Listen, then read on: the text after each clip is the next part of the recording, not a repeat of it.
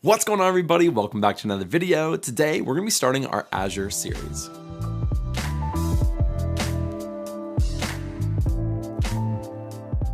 Now, if you don't know, Azure is a cloud-based platform owned by Microsoft. Azure is one of the biggest cloud platforms and has millions of users all around the world. I myself use it for many years and I absolutely love Azure. I think Azure is a fantastic cloud platform and that's why we're going to be starting to learn it. I think knowing a cloud-based platform is an essential skill today for any data analyst, data scientist, data engineer out there. So that's what this entire series is going to be for. We're going to get our account set up. We'll look at things like account storage, SQL databases, even some things like data pipelines, so using Azure Data Factory and Azure Synapse Analytics. These resources and tools within Azure are ones that you're absolutely going to see, and so these are the ones that we're going to be focusing on. In this lesson, we're just going to be getting everything set up. So we're going to be creating a Microsoft account, we're going to be creating an Azure account, and then we'll be doing a walkthrough of the UI just so you can kind of see it and get familiar with it. So with all that being said, let's jump on my screen and take a look. We're going to start right here on the azure.microsoft.com/free over here. Now, this is going to be a little bit different if you're in a different country, but this is for me here in the US. But I'll have this link in the description so that you can come to it. You can create your account, and then we'll get into all of the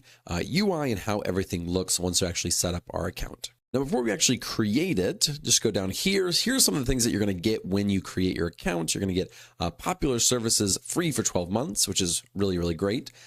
55 services that you're always going to be free. And then we're going to get this credit right here. Now, this credit is really important because some of the things that we're going to be looking at in this series are not things that are completely free all the time. So we're going to be using some of this credit throughout this series. So you want to make sure you can get that. You just need to create a new account, and that's what we're going to be doing. And then we don't have to use our money. We can use Azure's money, and we will all thank them for that.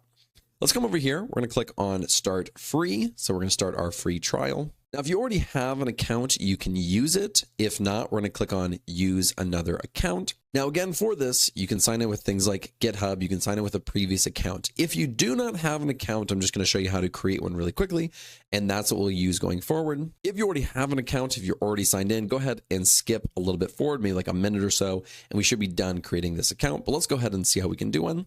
We're going to go to Create One. We're going to call this Alex the Analyst at Outlook.com.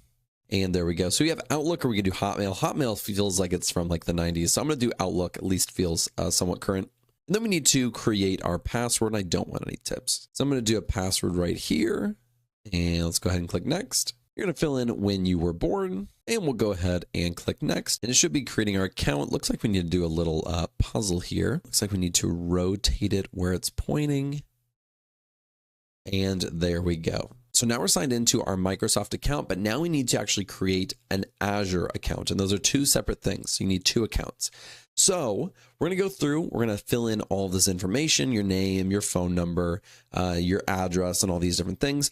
Then we're going to have to fill out our card, so a debit card or credit card, so that we can actually, if we go over the $200, or if we use a service that is not free, then it is going to charge us. We won't be doing that, thank goodness, but you do need to have a card on file in case you do that. Let's go ahead and fill out all this information, then we'll go to the next part. All right, so we just created our profile. Now we need to identify our verification by card. One thing I will note, in the profile, I did have to verify my phone number. So they sent me a text, I put in the number, and there you go. Next thing we need to do is we need to put in our debit card. So go ahead and do that. And once we fill that out, you're going to see this right here, which is a little welcome to Microsoft. You can go ahead and look through this if you'd like. I'm just going to get out of it because we don't really need it.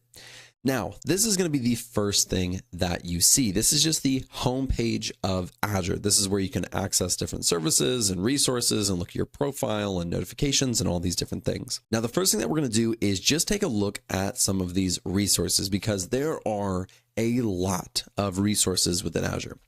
And so if we come down right here, let's go ahead and click into one of these. This is Azure Synapse Analytics. If we want to actually use Azure Synapse Analytics, we need to create a Synapse workspace. And then we can start using this resource and start using this application. And all we would have to do is create this. So we'd come in here to create Synapse Workspace. We would start filling out all of these things, and then we would actually have access to that resource. And so this one specifically is one that we will be looking at in this series. Let's go down and just really quickly take a look at some of these. We're going to be looking at data factories, so creating workflows and data pipelines. We will be using Azure Synapse Analytics. And if we go down to databases, we'll take a look at SQL databases as well as maybe one or two others, because knowing how to use databases with the resources within Azure is actually quite important. And then if we go down to storage, way down here, let's keep going. If we go into storage, we will be looking at storage accounts, and that's actually where you can access something like a data lake. And so this can be pretty intimidating just looking at this because there's so many different things. But in this series, we'll really focus in on the things that I think you need to know that you're definitely going to be using as a data professional or especially a data analyst. But even things like, let's come back up here.